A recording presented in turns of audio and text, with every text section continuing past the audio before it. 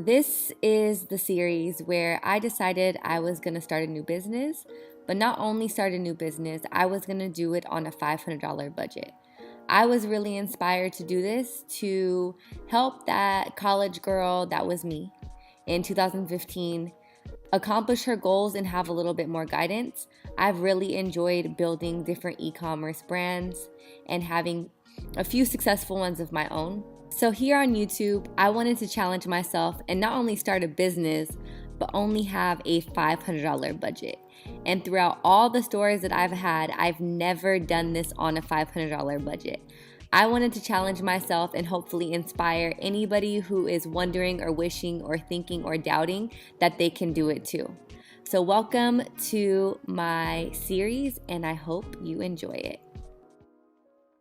What's up, y'all, and welcome back to my channel. Salut à tous et bienvenue sur ma chaîne. So today is the day that I am finally dropping this series that I've been working on for so long. I've had an idea about this for the longest time. I've been working on it for the longest time, and I am just ready to drop it. I started a challenge inspired by you guys and inspired by myself to start a business with a $500 budget. Now, when I first started my business, I definitely didn't have a $500 budget, and I was also inspired because I'm starting 2 new businesses, and those are definitely not on a $500 budget.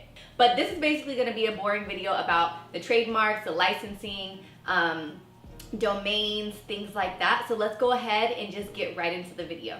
Okay, so starting off with one of the most important things is actually getting a seller's permit. Now, and before I get started, let me just go ahead and put a little disclaimer because I'm not a professional. These are the things that I did that I know how to do to the best of my legal ability.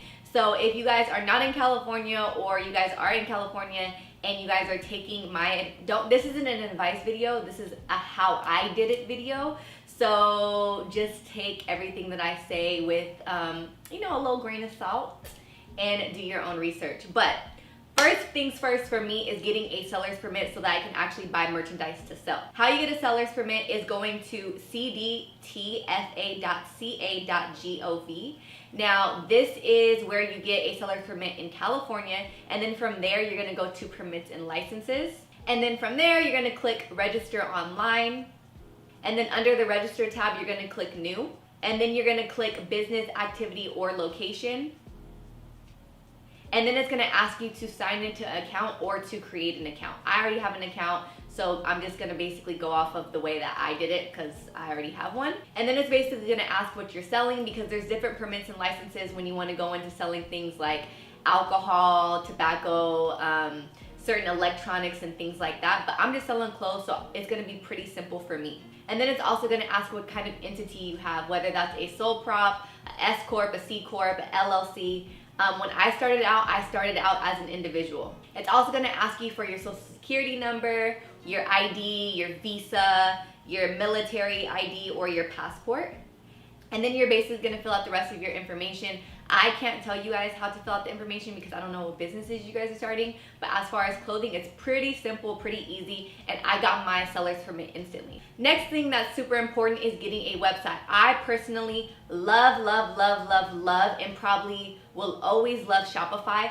Their back end is amazing. Their e-com support is amazing. The apps that they have is amazing. The templates are amazing. It's super easy to use, and you can really get a back end look at the analytics of people who are buying your products, where they're coming from. In my experience, I've tried Wix. I tried Wix a long time ago, like in 2013, 2014. I know they personally have up their back end, but for me personally, I'm good and safe with Shopify, and that's what I'm rocking with. Now, another good thing about Shopify is they do have a 14-day free trial where you could basically try out the website, see if you like it, you can design it, and see if it's something that works for you. After that, then they do go into different plans. I believe the plans start at $29.99, $79.99, and then $299. It all kind of just depends on what you're actually needing for your website. I personally started out with the $29.99 plan, and it's worked for me. Another thing that you're gonna need is a domain. Now, a lot of these websites where you can host and have your website on their platform will allow you to have a domain for free, but it's gonna say .myshopify.com or .mywix.com. And one of the things that was really important to me when I was starting my business is the integrity and the overall look and feel of the brand. Even if you're just starting out, girl, you gotta act like you got everything in line and in order. So one of the things that I chose to invest in was buying a domain, especially because I knew this was gonna be a long time brand. It's something that I invested my time, my energy, my money into, so I had no problem buying the domain. Now Shopify now offers you to get a domain through them, which is only $14 a year, but since we are on a budget and it's really, really tight, I'm gonna go check on GoDaddy. GoDaddy is actually where I pretty much got every single one of my domains that I've had throughout my all of my drop shipping companies and my e-com companies.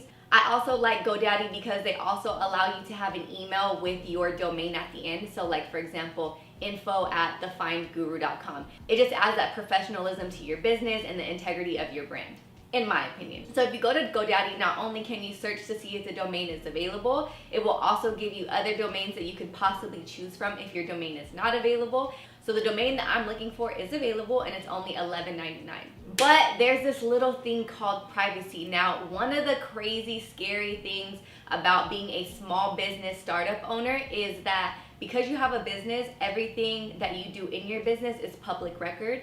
So you want to be very careful, because if you're just starting out and you're using your home address, all of that information is public record. So if you put your address as the address, then it goes up online and anybody can basically find your address. So even though it ends up being more than it is on Shopify, I am going to buy this privacy just to make sure that my information is protected.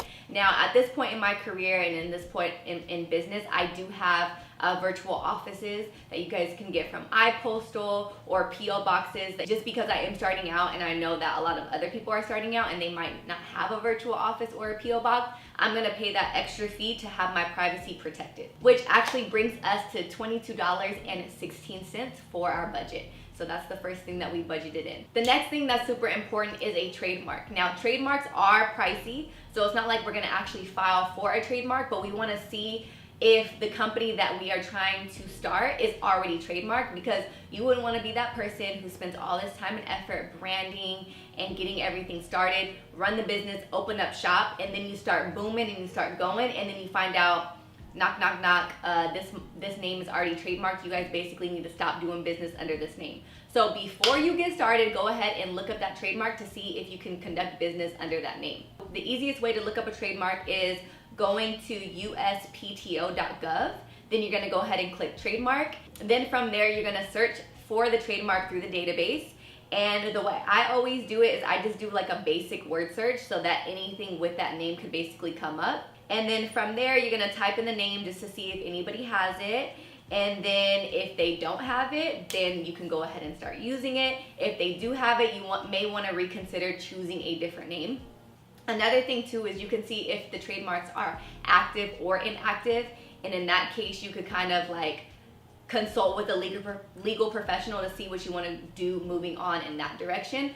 But my biggest thing for me personally in choosing these brands, I personally always wanted to check beforehand, even if I couldn't afford a trademark at that time, because I wouldn't want to be that person, like I said, who starts a brand, doesn't look up the trademark, it ends up booming, and then somebody comes knocking on my door talking about that that's their company and I can't use it. Now, another good thing with trademarks is there's different classes of trademarks. So if you open up a company called Rosewater Ivy and it's under the class of clothing, if somebody chooses to open up Rosewater Ivy under like spas or services, then in that case, because it's under two different classes, there is a chance that your trademark would get approved. Once again, that's something that you would have to consult with a legal professional, but I'm just giving y'all a little bit of game on that. So just do that before you get started. The next thing that you want to do, which is basically going to be the bread and butter of this business, is open up an Instagram account and a Facebook account.